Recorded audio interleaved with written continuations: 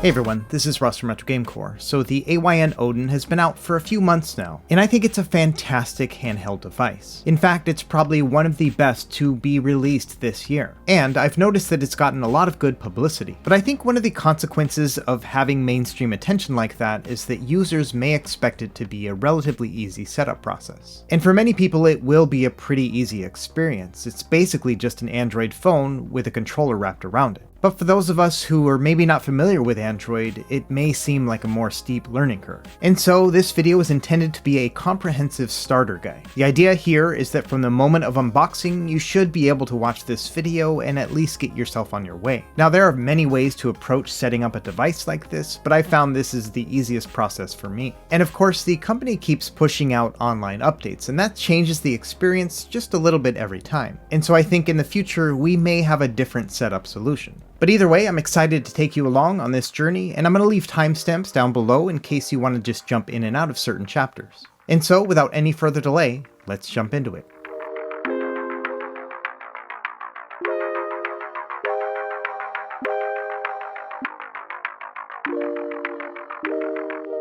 Okay, to start, for anyone who's not familiar with my channel, I typically will write a written guide with the actual video guide too. And that's definitely the case with this here guide, and so I'll leave a link to it in the video description, and it'll walk you through all the things I'm talking about here. And so I've always found that it's nice to have a video and then a written guide in case you want to do it at your own pace. So now let's get into the video portion of the setup. Now when you first boot up the device, it'll lead you through a setup process, and it's very simple.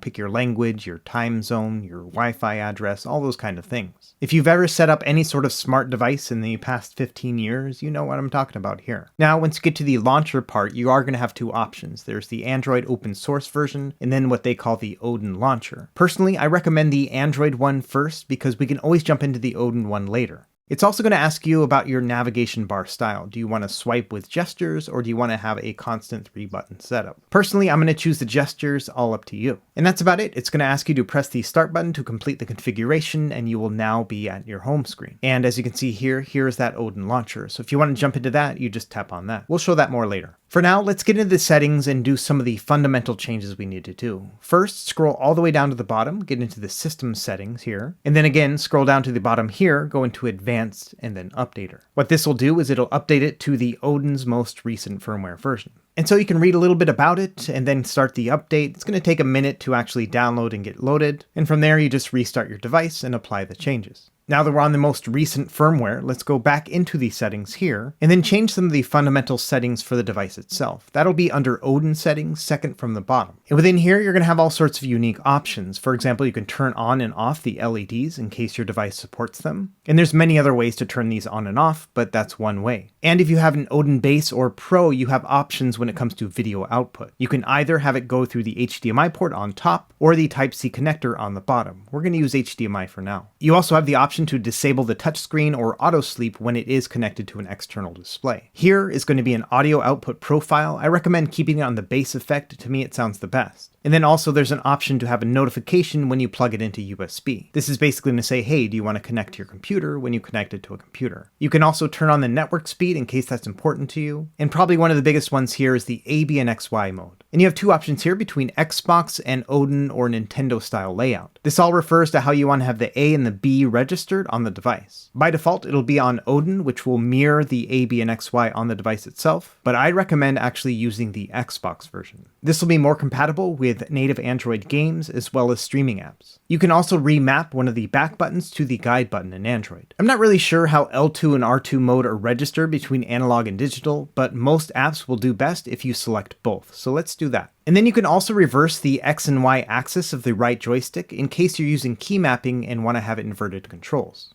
Additionally, within here you can calibrate your joystick, or you can test out the gamepad in case maybe one of your buttons aren't registering correctly. Additionally, you have the option to set up a virtual mouse. This will create a hotkey for you so that you can use a mouse while on the screen. And finally, you can go into that setup wizard that we did at the very beginning, or you could do a factory reset of the device too to wipe all your data.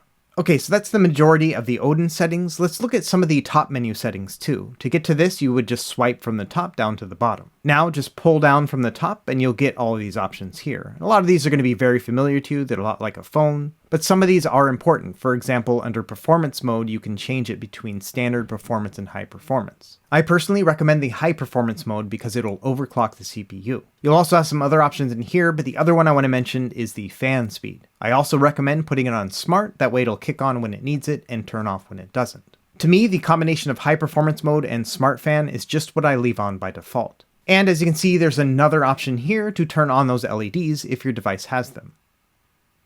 And finally, on the right, there's a floating icon option. What this means is if you have it on, when you turn on an app like this, you'll see a little bit of line on the right, and you can swipe from the right to the left, and it'll bring up this menu here. And within here, you can actually just tap on the guide button, and it'll walk you through all of the things that are available within here, especially when it comes to key mapping, if that's going to be important to you while playing Android games. Now, if you swipe over from the top menu, you'll have another host of options here, and most of these just mirror what you would find on a smartphone. Things like a dark theme or a night light, which will lessen the blue light, things like that. I'm just going to assume that you kind of know how to do all that stuff, so we won't dive too far into that. Okay, and finally, within the settings, there are two quality of life things that I recommend. First, go into the settings, and then you can go into display, and within here, you'll have an option to change out the wallpaper. You can use your own if you want to load that onto the device, or you can pick from about a dozen different options that you have. We'll just use this blue one here just to make things easy.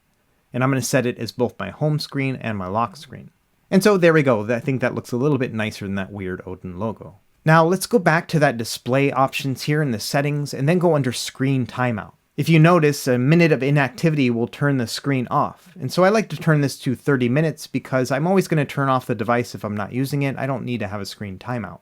Okay, so now that we have our settings in check, let's actually talk about setting up Android for emulation. And this is a topic that I've covered in depth in previous videos. Now, this one also comes with a written guide here, but this actually will walk you through all of the things that I would expect when setting up an Android-based device like the Odin. So in this one, we go into depth about front ends, as well as all the different emulator apps and their settings. So I'm not going to retread a lot of the things that are already in this guide because it's universal. It's going to work with the Odin as well as an Android phone, things like that. My recommendation is to look up each system, find the app that I recommend, and within there you'll see the settings and the files and all the other things that I think are important. Now, I don't want to leave you just hanging like, hey, he didn't give me any information in this video, so let me show you some things that are unique to the Odin. First thing, we're going to go into the Google Play Store, which is where we're going to get the majority of our apps. Within here, you'll want to sign in to your primary Google account, and then click on your logo profile here and go into Manage Apps and Device. Within here, you can update all of the apps that are already on the device. And then once that's done, you can go into the Manage section here and then list out all the apps that are not installed on the device. And if, like me, you've already installed emulators on something else, like an Android tablet or a phone, they'll all show up here. So you can just kind of go through the things you've already downloaded before and pick out the ones you want. Or if you've never done it before, you can actually just go and grab them from the Play Store. And if you're wondering what apps you want to grab, then I recommend going to that Android starter guide that I mentioned before, or they're also in the written Odin guide. Now, some of the best apps are actually not in the Google Play Store. And so what I recommend to do is use the Chrome app on your Odin to actually go to my Android starter guide, and then you'll just be able to click directly on those apps and download them onto the device. And they'll be organized by apps that are not on the Google Play Store. We'll start with RetroArch first. It's going to take you to this page here, which is a little bit confusing, but you just go to the Android section, and the app you want to grab is at the very bottom here. It's the Arch 64 version of RetroArch. And if you're having a hard time seeing the names, then go up to the top left here and change the view to this middle pattern here. Either way, just click on that app and then it'll ask you to download. I've already downloaded it before, so it's asking me to download it again.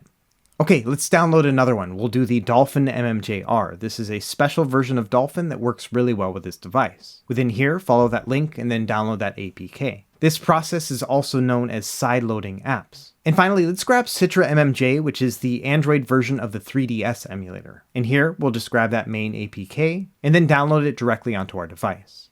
Then to get to it, you want to open up a file browser app and then go into your downloads folder. And then all you have to do is click on the APK. It might ask for some permissions to be granted, and then you can install them directly onto the device. So at the end, after you've gotten all your Google Play Store apps, and as well as the ones that you've sideloaded, you're going to have a big hot mess when it comes to all these different apps. So at this point, my recommendation is to organize all of these. And again, if you've ever used a tablet or a phone, you probably know what you're doing here. You're just going to drag them all into different folders. Now, there's many ways that you could do this, but the way that I personally like to do it is I make a folder specifically for Android games, and then another one for all my emulators, as well as all my streaming apps, and then another one for front ends if I'm going to use a lot of them. And then usually after that, I put everything else I don't really want to see just directly in a folder named Miscellaneous. And like I said, there's really no one way to do this. It's just whatever you want to do. You know, it's worth spending a few minutes here to organize it in a way that you would like. And so this is what it looks like for me. As you can see, I have my different folders up on top, and then my most essential apps down on the bottom. So then I have my emulators, games, streaming apps, and launchers.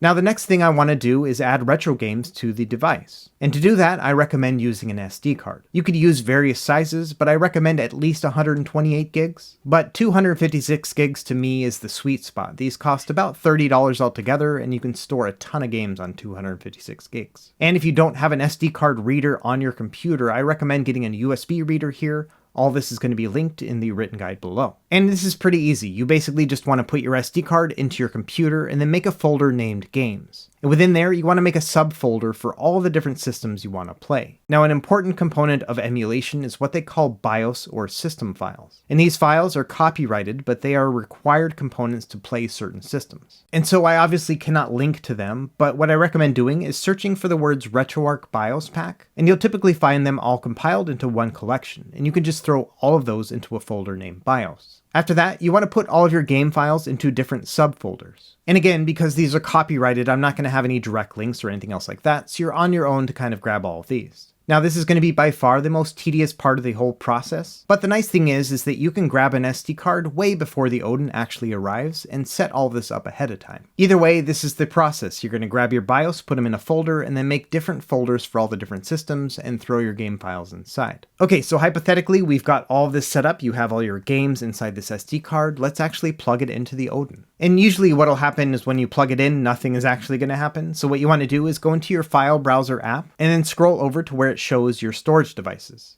Within there, you should probably see the SD card, and when you open it up, you're going to see a lot more than just the games folder, and that's because Android makes just a bunch of different generic ones as soon as you plug it into the device. Now, you also might get a notification, and it'll say something like, hey, let's set up your SD card. I recommend going into this setup here, and it'll give you two options. You can either have handheld storage or portable storage. Now, handheld storage will allow you to actually install apps directly on the SD card, but the only way to transfer files to and from the device is going to be via a USB connection to your computer. And that connection is going to be relatively slow. What I recommend is actually choosing portable storage. What this means is that you can take the SD card in and out of the device and plug it into your PC and transfer files that way. It's a tiny bit more inconvenient to take out the SD card everywhere, but the transfer speeds are going to be a lot faster, and you can always still transfer via USB if you'd like as well. Okay, so now that we've installed our apps and we've added our games to the device, now it's time to put those two together. And this is going to be where we get into the weeds about different emulator apps. We're going to start with RetroArch because this one is my ideal setup for everything that's PS1 and below.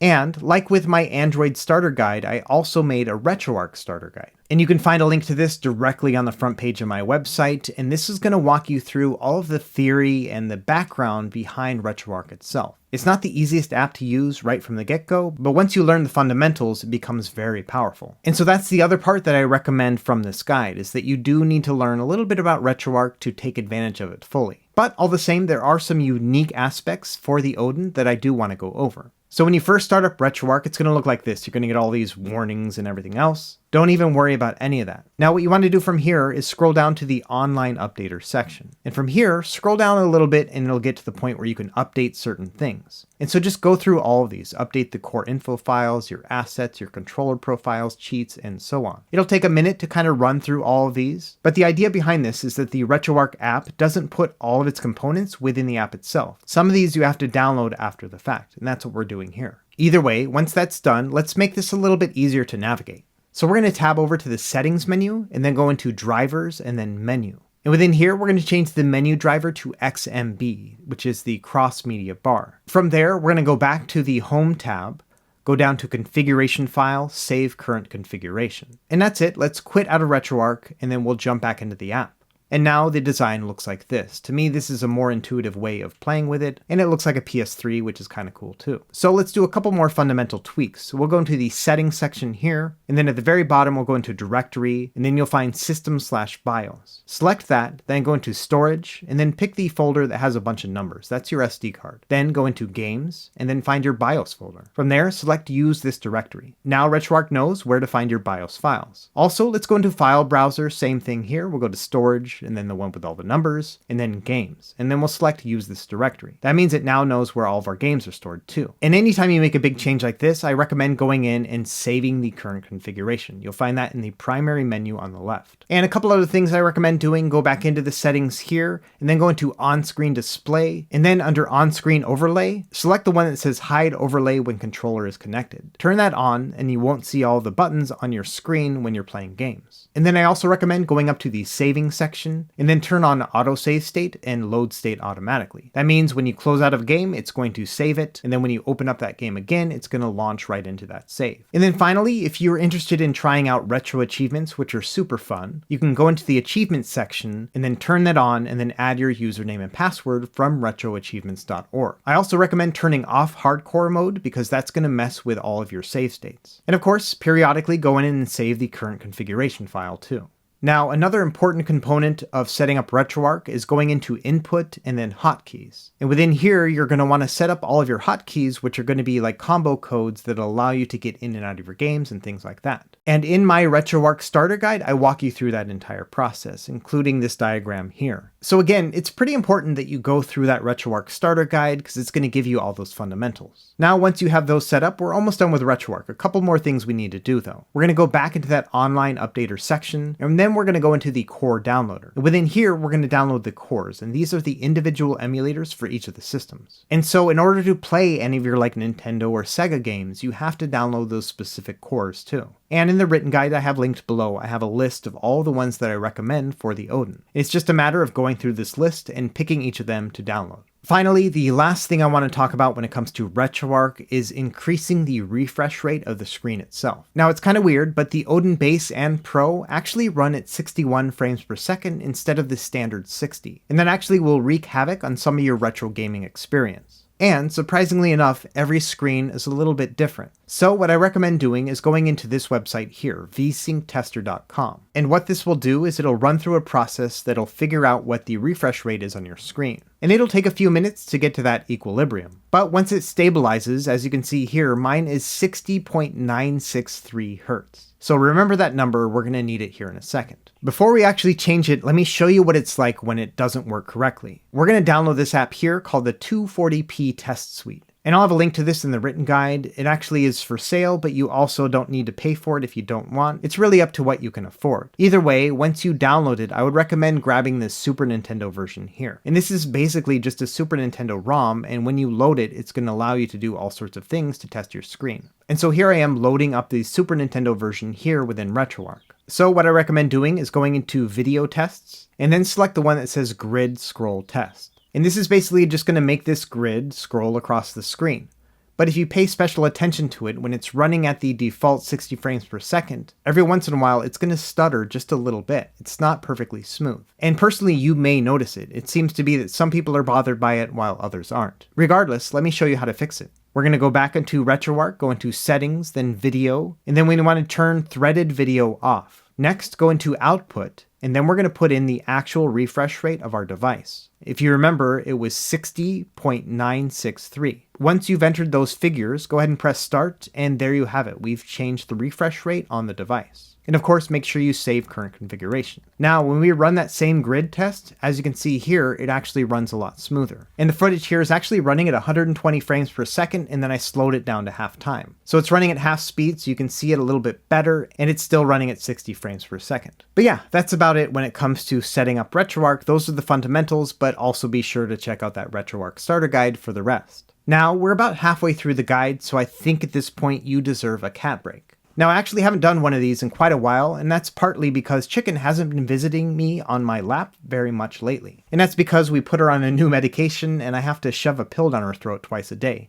So she kind of doesn't like me right now, and so she doesn't like visiting. Either way, I'm happy that we have a cat break here, and so let's get back to work. Now in the next section here, I want to go over some of the other individual emulators that are not RetroArch. We'll start with the heavy hitters first and then move our way down. We're going to start with Aether SX2, which is a PS2 emulator. When you first start this up, it's going to ask you to kind of go through this whole setup process. I recommend keeping it on the optimal safe defaults. And then here it's going to ask you to import the BIOS. What you'll want to do here is access your SD card, then go into the games folder, find your BIOS folder, and then find your PlayStation 2 BIOS. And the name of these BIOS files are listed in my Android starter guide. After you've chosen your preferred BIOS, you want to go in and make your game directory. This is the same thing here. We're going to go in, find the SD card, then the games folder, then your PS2 folder, and then just allow it access to that folder. And that's basically about it. From there, it's going to scan all of your files and then add them to the menu. And with any luck, we can launch these games. But a couple other things we should do first. Let's go into the settings here. And first thing I want to do is go into the controller settings. And this is a very typical process with any Android-based emulator. You need to map all of your buttons. We're going to go into port 1 here, and luckily this one has an automatic mapping section. So you can click on that and then select the Odin controller, and it'll actually map everything for you automatically. So that's super handy. Within here, there's also a hotkeys menu, and a lot of these are not going to be very essential for you, but you can set up a quick save and a quick load button combination if you want. And what I'm going to do here is just mirror the RetroArch hotkeys. Next, let's go back to the general settings here, and if you scroll down a little bit, you can actually get to a point where you can see different components that you may want to see when you're playing a game. For example, if you want to see the frames per second and things like that. Now, if you don't really care about the stats, you can turn all these off, but because I'm particular about that stuff, I do turn them on. Okay, so we've loaded up our games, we have our BIOS files, we also have our controls set up correctly too. Now we can start up a game, and as you can see, it has these on-screen buttons. These are kind of distracting to me. What we're going to do is press the pause button on the top right, and then in this next menu, we're going to touch that controller option on the top right as well. From here, within the touch screen, we want to go down to the add and remove button section. And within here, I recommend removing everything except for the pause button. And that's it. You can go ahead and close out of this menu here. And now we can just see that pause button on the top right, which is very handy if you want to get in and out of the settings. Okay, so now that we have our game loaded, let me show you some of the tweaks you may want to do for PS2, because the Odin can't play every single one of these very well. First thing you want to do is go into the graphics section, and here you can change the upscale. Many games are going to play at a 2x native resolution, but others may be limited to 1x, and a couple will actually play at 3x.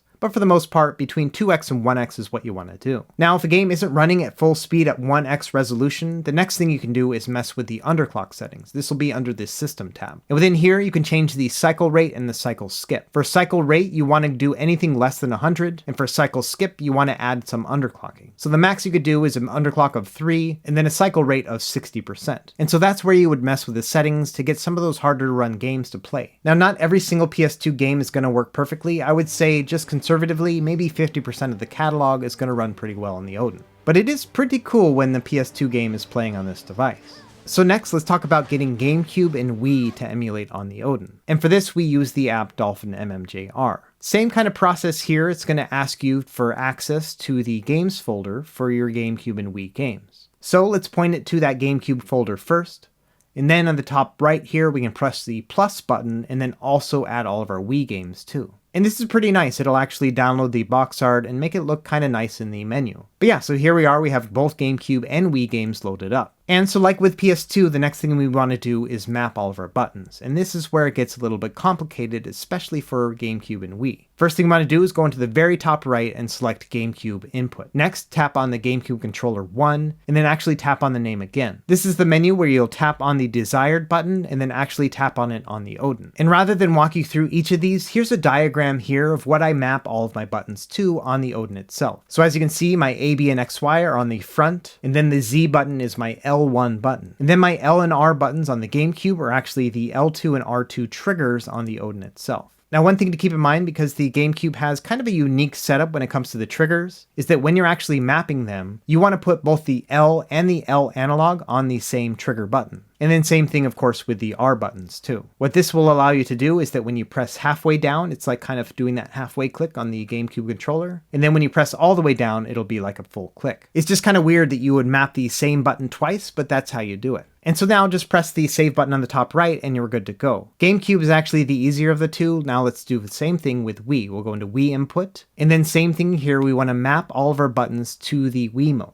But this is actually where it gets a little bit hairy because there's different control schemes for the Wii. So we'll start with the Wii mode itself. This is as if you were just playing it with only the Wii mode and no attachments. And so this is the setup that I use here. My A, B, and 1, 2 are on the A, B, and X, Y buttons on the front. And then the IR pointer directions are going to be mapped to the right analog stick. I also make my select and start the plus and minus buttons. And then I also emulate the shaking of a Wiimote with the L1, L2, and the L3 buttons here. Because there's certain games like Donkey Kong Country where you need to shake the remote in order to get past certain parts. So in that regard, you would just press one of these buttons. And then finally, there's a toggle button that'll allow you to switch the controls so that the Wiimote is on its side. For that, I toggle with an R3. Now, it's not a lot of games you're going to be playing with just the Wiimote. Often you're going to add an attachment. So for that, go to the top menu here, you'll see that extension option, and then select Nunchuck. And here we want to map our buttons to the Nunchuck controls too. And this one's a little bit simple. All you have to do is map the stick to the left analog stick, and then your C and Z buttons to the R1 and R2 buttons respectively. So now, when you play a Wii game that has a nunchuck attachment requirement, you're going to have both of these combinations put together into one. So you'll use the left analog for the stick, and then the IR is going to be the right analog, and you'll use a combination of A, B, 1, 2, and C and Z. And I know it looks a little bit confusing right here, but once you get into the games, it'll start making a little bit of sense. And of course, you can always swap around these buttons if there's something that's more comfortable for you. Personally, I'm left-handed, and so I think some of these might be skewed towards the way that I actually hold a controller. So of course, do whatever fits you the best. Now, once you have that set up, you can go ahead and press the save button here and it'll save all this configuration. And then we can also go back into the Wii input section here, go back into the Wii mode emulated, and then we can also change out the extension. Here I recommend going into the classic button setup. Now, the classic controller is very similar to the Odin setup, and so because of that, I'm not going to map it out for you. You literally would just make your buttons match what you're seeing here on the screen. And that's it. Once you've made those changes too, go ahead and save them, and for the most part, you've mapped everything possible on the Wii. So we'll start up a game like Resident Evil 4 and kind of take a look at this control scheme. By default, it's set it up so that it's a Wiimote and nunchuck setup. As you can see here with the right analog stick, it thinks that I'm moving around my Wiimote. And some people might like this setup, but personally I think there's better ways to do this. So we can change that actually in the game. What you want to do is swipe from the left with your finger to bring up this menu here on the top. Next, tap on that little gamepad and you can see your different controller options here. So let's change it to classic controller and then tap reload config.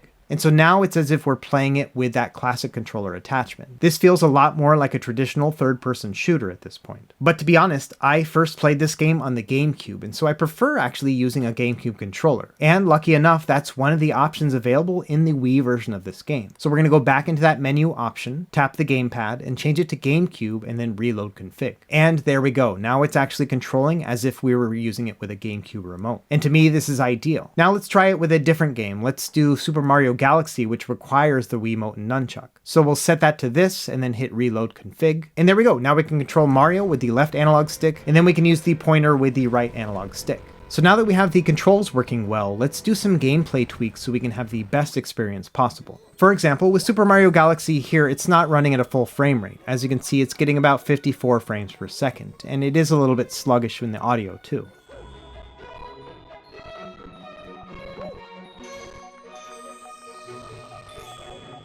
So we'll swipe from the left again and then tap that little settings button here at the top right. And there's a couple different things that we can tweak here, and it's all going to depend on the game. First tweak I recommend is the one that says immediately present XFB. Sometimes when turning this on, it'll give you just that little extra juice. If that doesn't work, you have a couple different options. The next one I recommend is called Sync on Skip Idle. Sometimes when you turn this off, some games will run better, and you can usually hear it immediately. When I pressed this one, it actually got worse, so we're not going to use that one. The next one is this Skip EFB Access. Sometimes when turning that on, it'll help certain games, and with Mario Galaxy, that one's actually the ticket. And so there we go, now we're running at 60 frames per second by just tweaking one little setting. And also, there is a compatibility spreadsheet. It's made by the community that'll give you some of these configuration settings that people have discovered. So I'll also have that linked to my written guide. Now, some other things you could do back in the main menu is you can long press on the game, and then you can actually go and make game-specific settings. So for example, with Super Mario Galaxy, we can go in here and change the internal resolution within the enhancements menu. So let's try 2x resolution. Now the game looks a lot better like this now, but the thing is, it's still not running at quite full speed. But one nice thing with this new version of Dolphin MMJ is it has a 1.5 resolution, and that one actually seems to be the best with Mario Galaxy. And that's what I'm doing here, and it's running nice and smooth.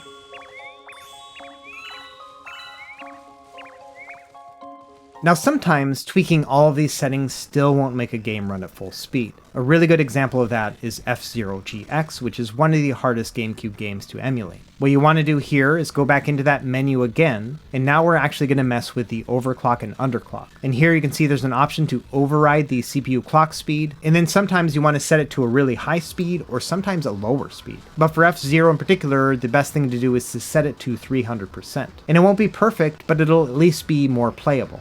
Now the last GameCube tweak I want to talk about is doing game-specific controller settings. With some of these third-person games like Mario Sunshine or Wind Waker, they used like an old-school version of the right and left on the right analog stick, where if you pressed left it went right and vice versa. So what you can do is close out of the game here, long press it, and then select GameCube Input. Within here, go into GameCube Controller 1, then select Emulated, and then under the C stick you can change the left and right to be the opposite values. And then you can save those settings, and then let's load up that game again, and now it behaves more like a modern third-person game, where left is left and right is right. But Mario Sunshine is one of those games that actually runs really well on the Odin, so let's up that resolution from 1x. So we're going to go back into the game settings here by long pressing on the game. We'll go into Enhancements, Internal Resolution, and set it to a 2x scale. Now we're going to load up that game once again, and here we are with a 2x resolution without having to change any of the other settings, and it's running at full speed. That's just one of the great things about the AYN Odin. This thing is pretty powerful, and it shows when it comes to some GameCube games.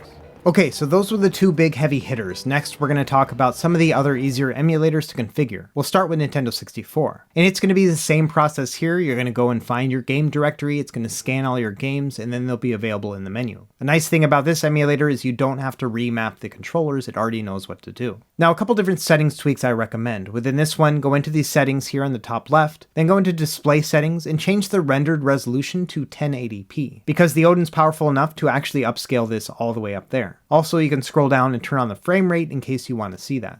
I personally like to see it on the top right. Now, another thing besides the settings menu is the profiles menu. And the most important one within here is the emulation profile. Now, the default profile is probably the best one to use with the Odin, but it's not going to be completely compatible with every single game. Pokemon Stadium 2 is a great example. If you try to load up this game with the default emulator, you're going to have all sorts of graphical anomalies, especially in the menus. Now, I'm not super familiar with this game, but I know this does look off. So what we want to do here is exit out of the game, and then just tap on it once. And within here, go into the game settings, and in here you can make game-specific changes. For example, if the game isn't running at full speed, then you can drop the rendered resolution down from 1080p to 720p. And for games like GoldenEye, that's what I recommend doing. Now, the other thing you want to do is change out the emulation profile if you're getting glitches and stuff. And there are a lot of different options here, and you may want to experiment or check out that community spreadsheet. But for Pokemon Stadium 2, the one I recommend is actually Glide N64 Accurate. So let's change it out to that one, and then we'll start up that game again and see if it looks any better. And yeah, look at that. Now the graphics are correct within the menus.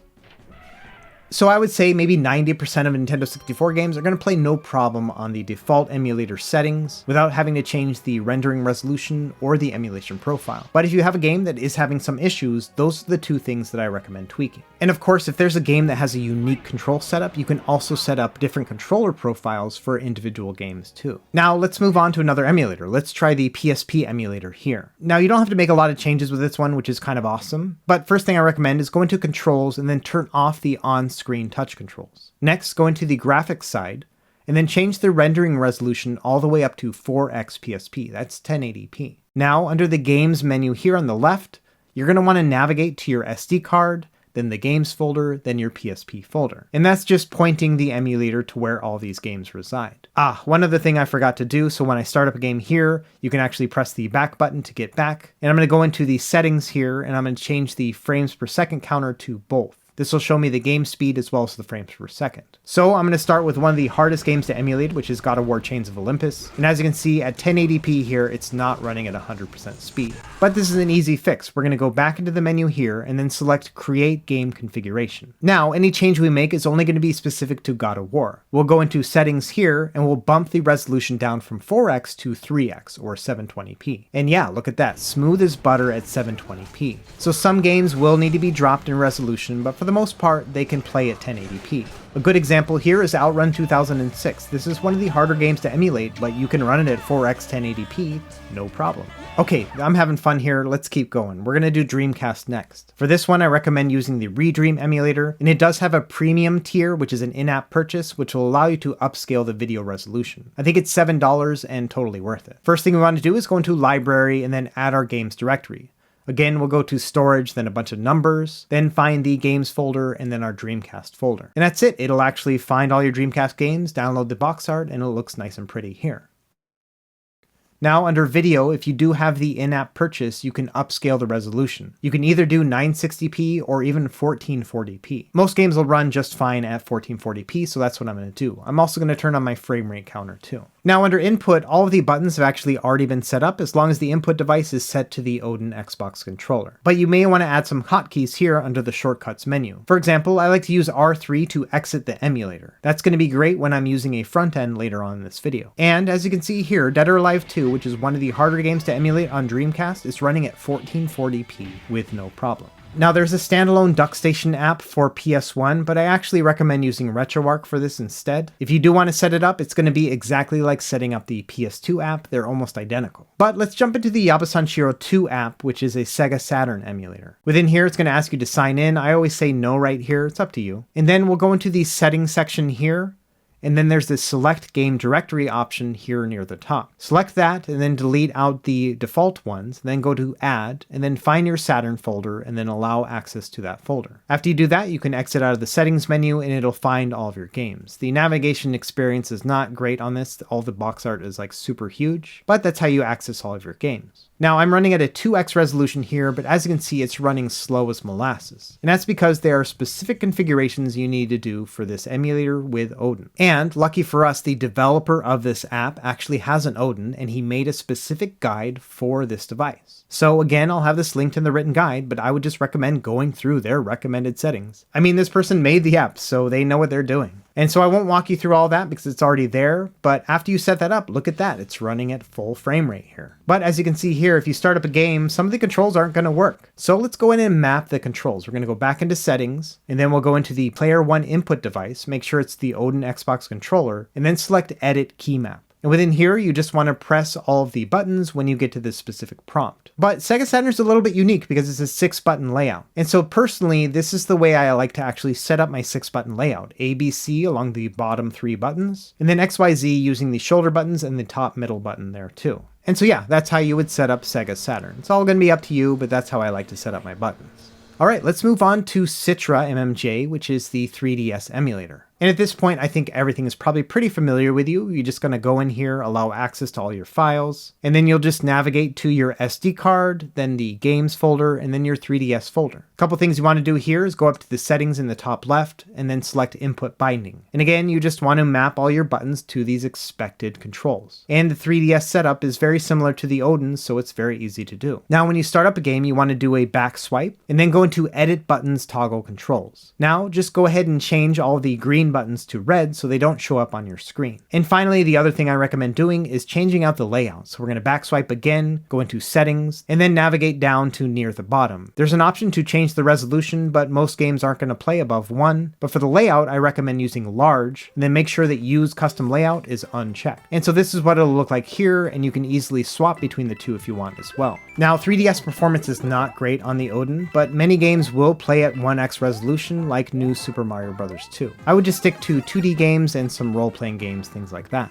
And finally, I recommend using the standalone Nintendo DS emulator called Drastic. This one's a paid emulator. It's about $5 altogether. And this one's pretty easy to set up too. We're going to go to change options, then video settings, then turn off the frame skip value, turn it all the way to 0. And then under high resolution 3D rendering, turn that on. Next, go into the external controller section, and then choose select key mapping, and then do no mapping. That'll allow you to map your own buttons. And so we just go into the map control, and then again, it's going to be very similar to the Odin setup already. And then next you want to do map special, and this is going to have a couple options that are really important. The rest you can skip, you don't need to do every single one, but in particular I recommend doing the screen swap to L1 and then the half screen swap to R1. That'll allow you to toggle between having 2 screens on display at once or swapping between having one on there all the time. Finally, the last settings I recommend doing is going to general settings, turn on the frames per second, and then also near the bottom is the default layout. You can have it at 1:1 if you want, but personally I prefer the landscape X to 1. This is going to make one screen bigger than the other, and I think it just looks pretty nice. After that, we can exit out of the settings and go into load new game. And the nice thing about this app is it'll actually just find all your games for you. You don't have to point it at all. So let's start up a game like Mario Kart DS and have a look at what it looks like. And so yeah, this is what it looks like here. We're at a 2x resolution using that high rendering, and we have our main screen bigger than the small screen here. And to me, I think this is the ideal way to play Nintendo DS on this device. Okay, so last section here. I appreciate you guys sticking around to the end. Let's talk about launchers. This is how the navigation experience is going to be overall on the Odin. We'll start with the Odin launcher, which comes packed with the device. And this is what it looks like here. You can basically add your apps, which will look like tiles on the main menu here. And so yeah, I think this is a little bit prettier than your standard Android interface. But personally, I don't think this is an ideal setup because it's just a bunch of different tiles for your apps that are all going to be completely different from the other. To me, this is not a true front end, but just kind of a stopgap. But there are some nice things about this one. For example, if you swipe from the left, it'll bring up this menu here, and you can make these different bins where you can put your apps into. And unfortunately, you can't change the names of these, but you can have a game section, entertainment, productivity, and system apps. And you can also swipe from the right and get a completely different menu here. This will allow you to change the screen brightness and things like that relatively quickly. So that's the Odin launcher. We're going to go ahead and quit out of here. And there's also a similar experience if you use something like the ATV launcher. This one also is very tile-based and similar to the Odin one. So if you like that, this might be a good fit for you too. Now, I'm not going to go into depth about how to install all of these launchers, but I do want to preview some of them for you. Here's one called the Reset Collection, and this one's pretty nice. Once you set it up, you can navigate through all of your games using a controller, and it'll be organized by different system. And of course, you can point it to whatever emulator you want. Now, this one here is called the Arc Browser. It's $10 compared to, I think, the $5 or $6 of the Reset Collection, but it's very similar in its setup. A more recent one that just came out is called Daijishi Show, and this one's actually free, and it has a pretty nice emulation station style navigation experience. But I did find this one to be a little bit buggy altogether. For example, it was limiting me to only having 10 platforms at a time. And considering the fact that I regularly use about 15 emulators at once, that was kind of limiting.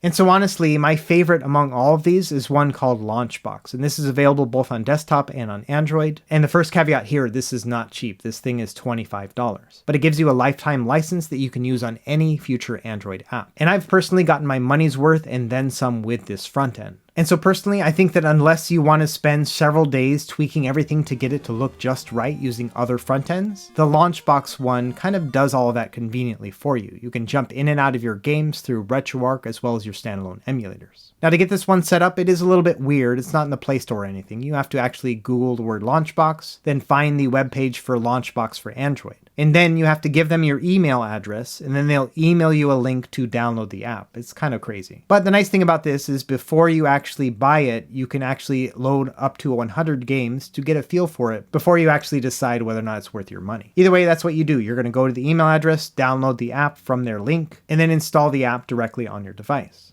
And so yeah, in a nutshell, that is the launcher experience available for the Android. You basically have just a bunch of different Android-based launchers. None of them are perfect, and many of them are actually going to cost money. But in the end, if you want to have a nice navigation experience, then a front end is the best way to go. Now that being said, the company that makes the Odin is working on their own front end experience, and so potentially in the months to come, they might have their own that you can actually use instead. And that would be ideal since they know their hardware better than anyone. But for now, I've been using Launchbox and I enjoy it a lot. Alright everyone, that's about it for my starter guide. And even though this was a very long video, we've really only scratched the surface of what the Odin can do. For example, we didn't even talk about streaming apps. You can stream your PlayStation, Xbox, cloud gaming, all that stuff through the device. But because each of those apps really kind of walk you through that experience, I decided not to add them to this starter guide. It's a really easy process. At the end of the day, what I wanted to focus on here is all the things that will probably give you trouble if you're new to retro handheld emulation, especially on an Android device. Anyway, let me know what you think in the comments below. I'm more than happy to do a follow-up video to this if there are other things you'd like to see. But either way, I hope this was super helpful for you, and I appreciate you sticking around for this long video. As always, thanks for watching, and be sure to like and subscribe if you found this helpful, and we will see you next time. Happy gaming.